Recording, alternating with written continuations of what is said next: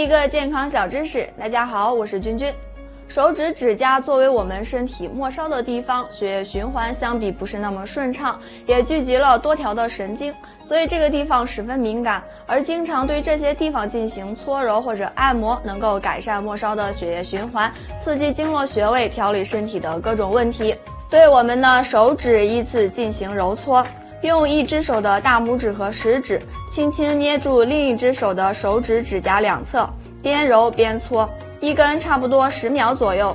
如果有呼吸系统方面的问题，比如咳嗽、肺部不适，那么可以对2手大拇指这样搓揉。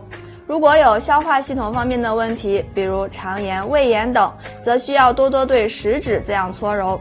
搓揉中指则对应有耳朵上的问题，能够改善耳鸣的情况。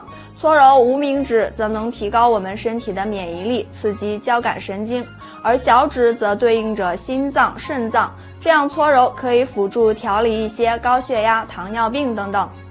力度上一般根据个人情况，感受到有酸胀感就可以了，最好是有一定的力度，每天这样轮流的搓揉上1-2次，一般坚持一段时间，身体状况就会有明显的改善。